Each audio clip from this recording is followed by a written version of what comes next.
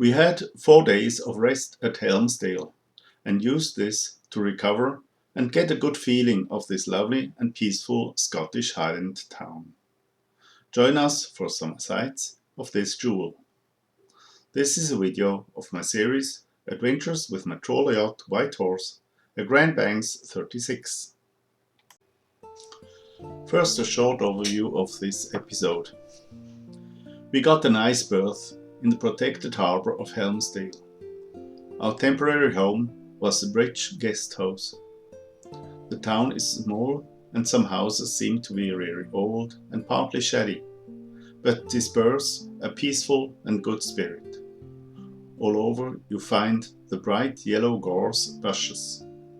Helmsdale lies at the sea, but has a ridge behind where beautiful sights await. On the map you will find Helmsdale north of Inverness and the Donnoch Firth. It is part of the county Sutherland. The valley from River Helmsdale, coming from Loch Badenloch, which is about 30 kilometers inland in northwestern direction, opens to the North Sea. An old stone bridge crosses this river, and on the eastern side you'll find the railway station and the graveyard. Helmsdale was developed 1818 as a fishing village.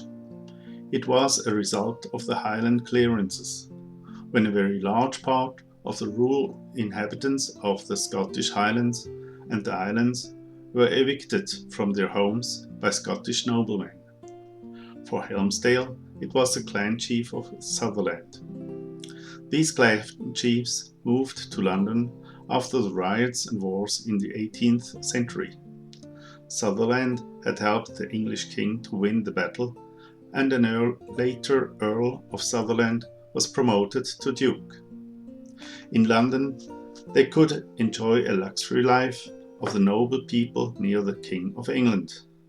Unfortunately, they didn't have the money for this, and sold or otherwise handed over the lands to greedy English people who wanted first to breed sheep on the lands and later made them to hunting grounds for English noblemen.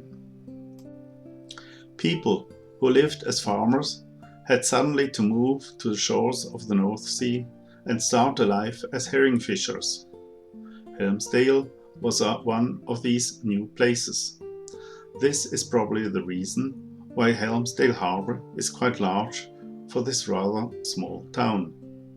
The old harbour was a bit up the river, and one can still see some wooden structures of it. As the town and the fishing grew, the new harbour was built. Along the harbour basin there are old houses, mainly painted in vivid colours and nice greens. A larger parking space invites mobile homes to take a rest.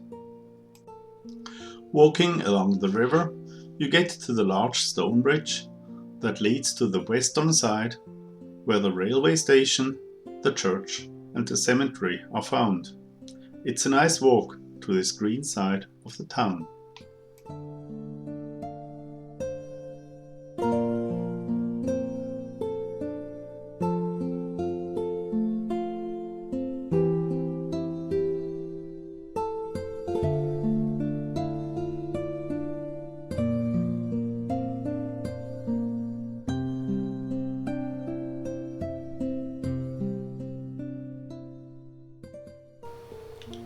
Did you like my video so far? Then I would be grateful for you subscribing free of charge to my YouTube channel to help me finance my work. Thank you.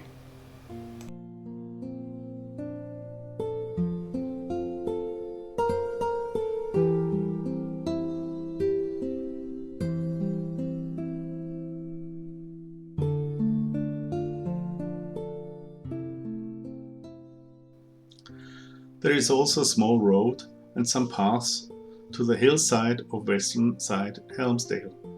There you will get beautiful views of the seaside, but also of the bright yellow painted hills, home to hundreds of gorse bushes. Just be aware, they have picky thorns. don't try to take some tricks home.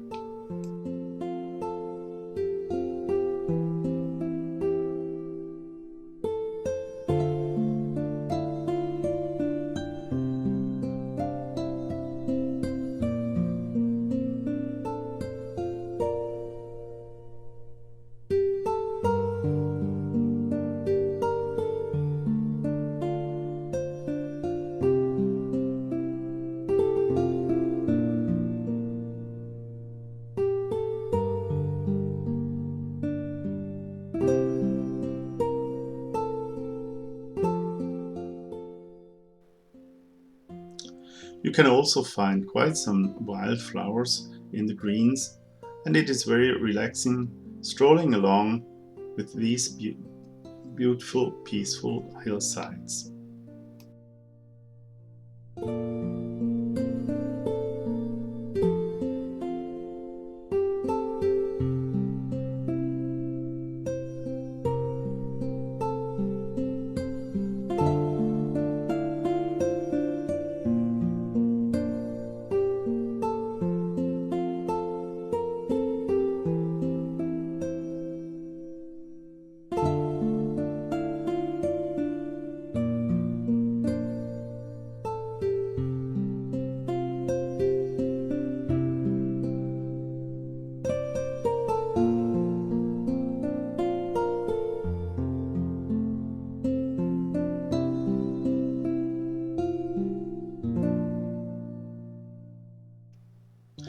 Walking down again to the centre of town, there is mainly Dunrobin Street, where you find most of the shops and restaurants.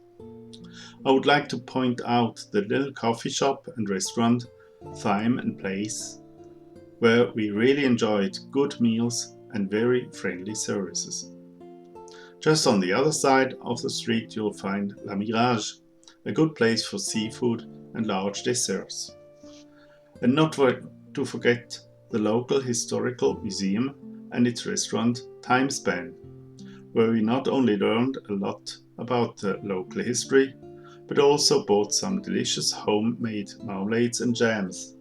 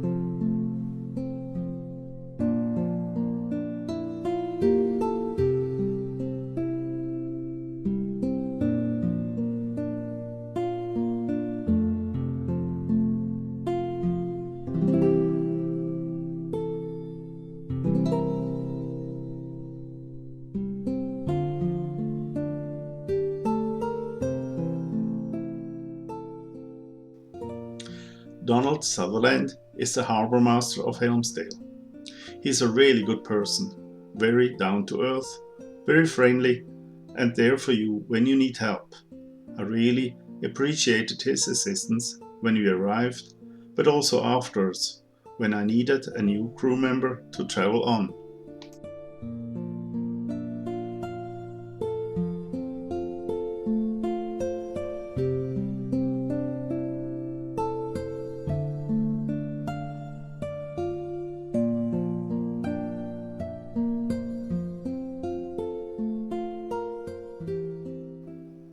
The harbour is a prominent feature of Helmsdale, and there are a number of fishing vessels based there, which gives it the sense of working harbour.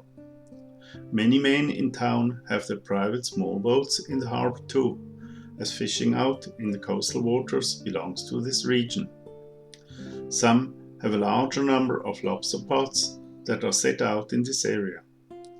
But there is also a limited number of berths available for visiting boats. A diesel station lets you fill up your tanks.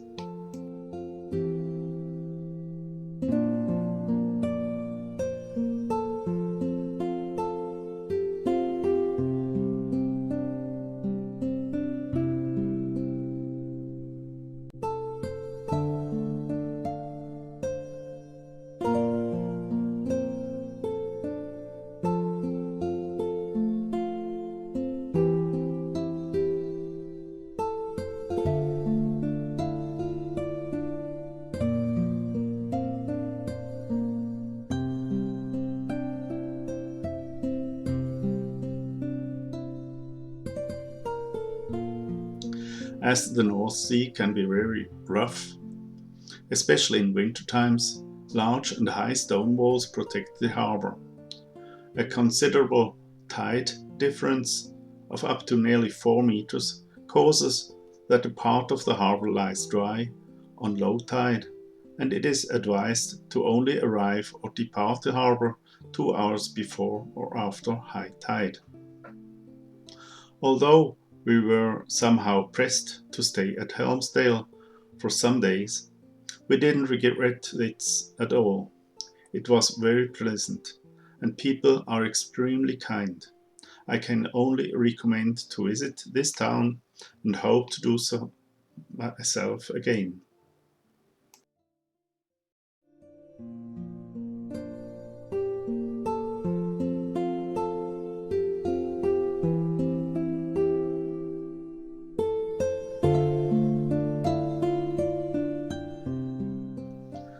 In the next episode, the journey goes on, even if only a small distance to Wick. If you liked this episode, please consider to subscribe free of charge to my YouTube channel using your Google Gmail account, and don't forget to press the like button. I hope to soon reach the threshold of 1,000 subscribers to get some payments from YouTube to finance my work on these episodes. Thank you in advance for your support to tackle this endeavor. I'm looking forward to you being my guest on my next episode. Until then, goodbye.